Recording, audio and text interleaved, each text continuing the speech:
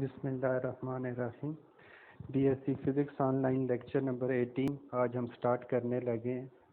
आज हमने relation derive करना है टी आई वी आई की power gamma -1 is equal T F V F की power gamma -1।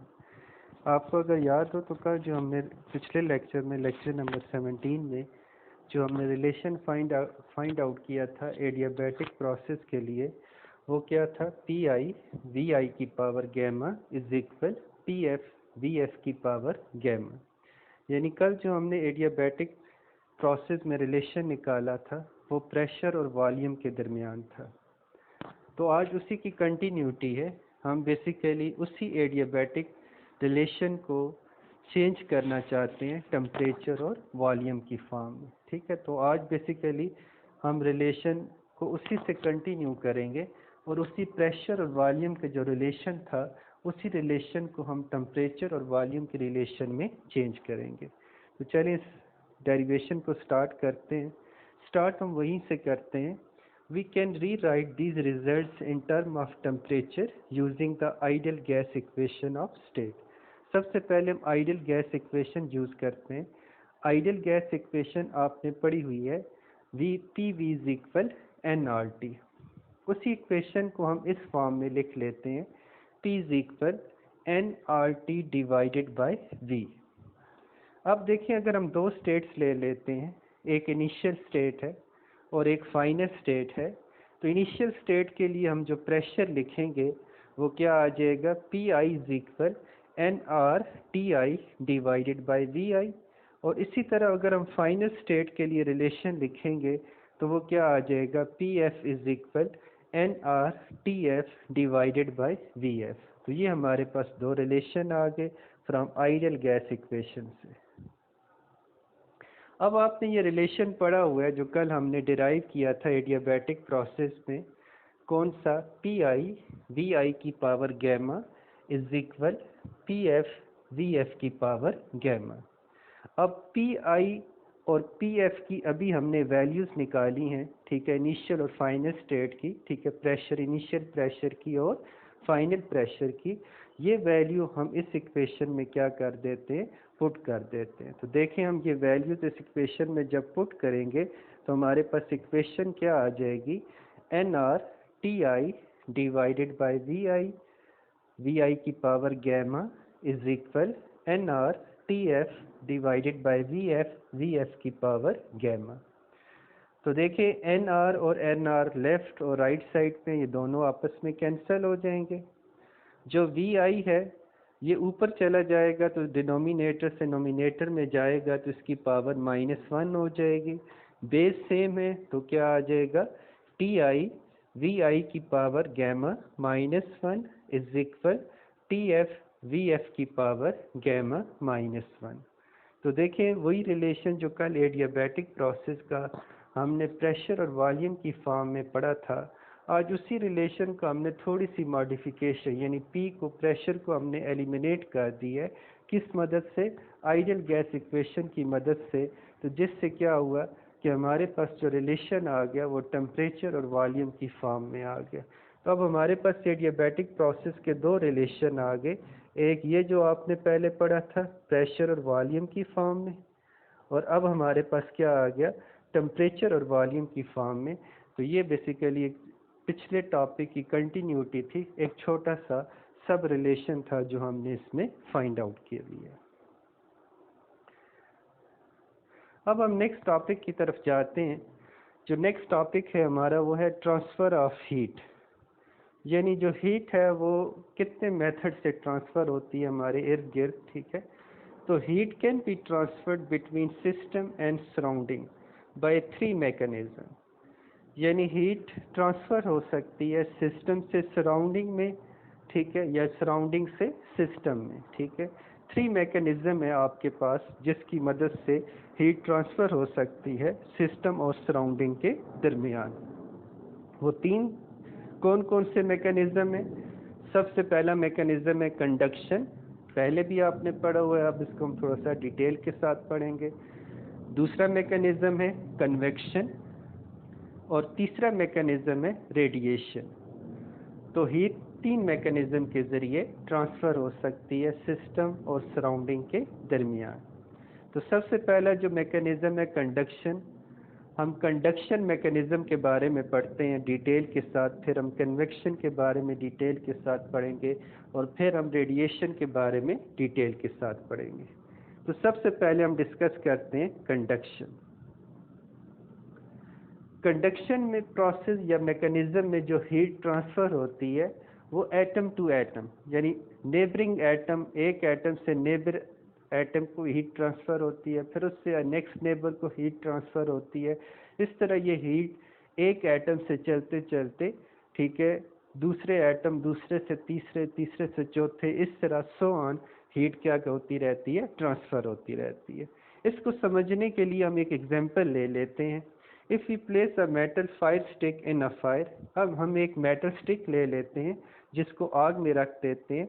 It's handle will become hard. कुछ देर बाद आप देखेंगे कि आपने वो एंड जो हीट पे रखा हुआ था और दूसरा एंड जो आपके हाथ में था, तो पहले तो जो आपके हाथ में उसका एंड था वो, ठीक है, कोल्ड होगा, ठंडा होगा, लेकिन कुछ देर बाद वो भी क्या हो जाएगा, गर्म हो जाएगा।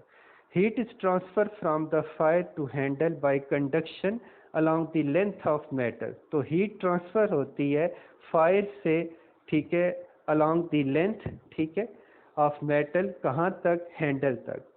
The atom at the hot end are vibrating with large amplitude। Basically होता क्या है कि जो एटम फायर के ऊपर है, ठीक है, उसको वहाँ से जब हीट मिलती है तो वो वाइब्रेट करता है with large amplitude. These large vibrational amplitude are pass along the stick. तो वो जब लार्ज एम्पलीट्यूड पे वाइब्रेट करता है तो वो अपने नेबर एटम्स को क्या करता है, हीट ट्रांसफ़र करता है। फिर वो लार्ज एम्पलीट्यूड पे वाइब्रेट करता है तो वो फिर नेक्स्ट नेबर को हीट ट्रांसफ़र करता है। इस तरह वो भी लार्ज एम्पलीट्यूड पे वाइब्रेट करता है। तो हीट ट्रांसफ़र होते हुए एक एंड से दूसरे एंड तक पहुंच जाती है। These large vibrational amplitude are passed along the stick from atom to atom by interaction between adjacent atom। तो ये हीट ट्रांसफ़र होती है, large vibrational amplitude pass on करता है स्टिक के अलॉन्ग, और ये एडजस्टेंट एटम के दरमियान इंटरेक्शन होती है और हीट क्या हो जाती है, ट्रांसफ़र हो जाती है।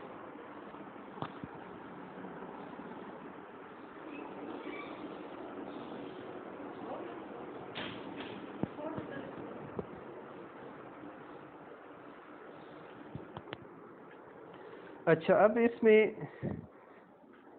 in this way a region of rising temperature travel along the stick your hand। तो इस तरह ये होता है कि इस तरीके से टेम्परेचर राइज हो जाता है अलॉन्ग द स्टिक, आपके हाथ की तरफ। तो कंडक्शन के और भी बहुत सारी एग्जांपल हैं जिसमें ये हो सकता है कि हीट ट्रांसफ़र होती है, ठीक है, from one end to another end through atom, यानी atom to atom, adjacent atom. ये अमूमन सॉलिड में ऐसा होता है, सॉलिड में, मेटल्स में, ठीक है, आप देखेंगे हीट इसी तरह ट्रांसफ़र होती है one atom to another atom, ठीक है। तो सॉलिड में आप बेसिकली ज़्यादा देखेंगे कि कंडक्शन के थ्रू हीट क्या होती है, ट्रांसफ़र होती है। तो चलें, कंडक्शन में और बहुत सारी एग्जांपल है। आपके किचन में जितनी चीज़ें इस्तेमाल होती हैं, ठीक है, बर्तन इस्तेमाल होते हैं और चीज़ें, वो सारे उसमें जो हीट ट्रांसफ़र हो रही होती है चूल्हे से फूड के अंदर, वो थ्रू कंडक्शन प्रोसेस के ज़रिए हो रही होती है। तो कंडक्शन प्रोसेस को समझने के लिए हम एक और एग्जांपल ले लेते हैं ताकि उसको हम डिटेल के साथ समझ सकें। Consider a thin slab of homogeneous material of thickness and cross sectional area A as shown in figure. हम एक स्लैब ले लेते हैं जैसा कि आपको फिगर में नज़र आ रहा है, जिसका एरिया ए है। एक साइड पे टेम्परेचर T है और दूसरे साइड पे temperature T plus delta T है, यानी एक साइड पे टेम्परेचर ग्रेटर है जो कि T प्लस डेल्टा T है और दूसरी साइड पे टेम्परेचर कम है जो कि टेम्परेचर T है। इसकी थिकनेस डेल्टा X है, ठीक है, और एरिया ऑफ क्रॉस सेक्शन इसका A है। और इसमें से क्यों हीट ट्रांसफ़र हो रही है from higher temperature to lower temperature, यानी from temperature T plus delta T से T टेम्परेचर की तरफ। The temperature is T plus delta T on one face and T another face। The experimental observation about the rate। तो experimentally ये observe किया गया है कि हीट जो कि at which small quantity of heat Q will be transferred through the slab in time delta T।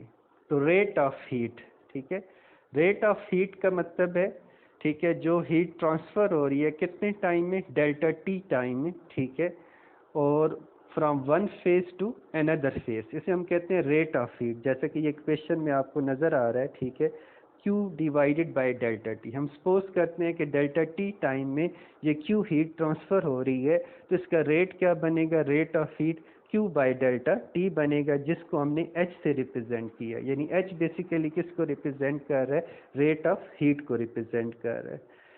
तो rate of heat flow through the slab is, तो जो रेट ऑफ हीट है यानी H है, ये डायरेक्टली प्रोपोर्शनल है to area of cross section. यानी जितना एरिया ऑफ क्रॉस सेक्शन ज़्यादा होगा, उतनी तेज़ी के साथ उतना रेट ऑफ जो हीट है वो क्या होगा, ज़्यादा होगा। यानी जितना क्रॉस सेक्शन ऑफ एरिया ज़्यादा होगा तो उसमें उतनी जल्दी हीट क्या होगी, ट्रांसफ़र होगी। जैसे कि आजकल इंस्टेंट गीज़र वगैरह हैं, वो भी बेसिकली, या वैसे भी आप कोई बर्तन ऐसा ले लें जो ज़्यादा बड़ा बर्तन हो, ठीक है, तो उसमें अगर आप लिक्विड या कोई भी चीज़ डाल के चूल्हे पे रखेंगे तो वो बहुत जल्दी गर्म हो जाएगी, क्योंकि उसमें एरिया ऑफ क्रॉस सेक्शन ज़्यादा, तो एरिया ऑफ क्रॉस सेक्शन जितना ज़्यादा होगा उतनी जल्दी से हीट क्या होगी, ट्रांसफ़र होगी, तो रेट ऑफ हीट ज़्यादा होगा। दूसरा ऑप्शन है inversely proportional to delta X. जाहिर बात है, जितनी थिकनेस कम होगी, ठीक है, उतनी जल्दी हीट ट्रांसफ़र होगी, और जितनी थिकनेस ज़्यादा होगी उतने लो रेट पे हीट क्या होगी, ट्रांसफ़र होगी। तो H जो है ये इन्वर्सली प्रोपोर्शनल है डेल्टा एक्स के। तीसरा ऑप्शन है, तीसरा पॉइंट है directly proportional to delta T.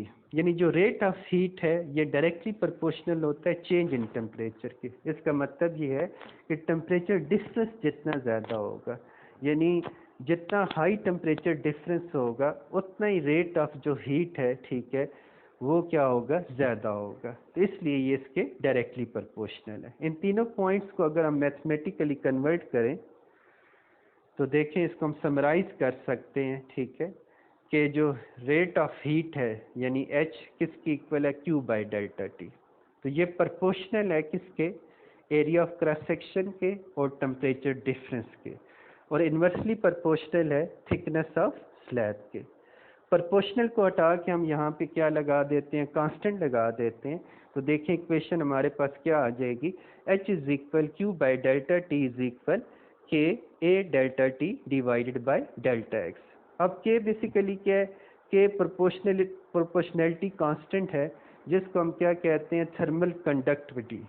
जैसे आपने इलेक्ट्रिकल कंडक्टिविटी पढ़ा हुआ है, इसी तरह थर्मल कंडक्टिविटी भी होता है।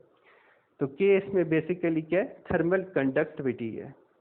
तो a substance with large value of K, यानी एक ऐसा सब्सटेंस जिसकी वैल्यू ऑफ K ज़्यादा होगी, तो इसका मतलब है is a good heat conductor, तो वो हीट का अच्छा कंडक्टर होगा। इसी तरह one with a small value of K, तो ऐसा सब्सटेंस जिसकी वैल्यू ऑफ K स्मॉल होगी तो उसे हम कहेंगे कि ये पुअर कंडक्टर है या गुड इंसुलेटर है। जैसे कि आप देखें लकड़ी वगैरह, ठीक है, अक्सर आपने हैंडल्स वगैरह किसी भी चीज़ के वो लकड़ी के बनाते हैं, क्योंकि वो बेसिकली क्या है, गुड इंसुलेटर है और पुअर कंडक्टर है, उसमें से हीट फ्लो नहीं कर सकती। और जिसमें से आप हीट फ्लो करना चाहते हैं अमूमन वो आप मेटल की चीज़ें बनाते हैं, क्योंकि मेटल क्या है, गुड हीट कंडक्टर है। तो के बेसिकली इसमें किस चीज़ को रिप्रेजेंट कर रहा है, थर्मल कंडक्टिविटी को रिप्रेजेंट कर रहा है। तो कंडक्शन का टॉपिक यहाँ तक कंप्लीट होता है। मज़ीद आगे जो चीज़ रह गई है कन्वेक्शन के लिहाज से और रेडिएशन के लिहाज से, वो नेक्स्ट लेक्चर नंबर 19 में हम डिस्कस करेंगे।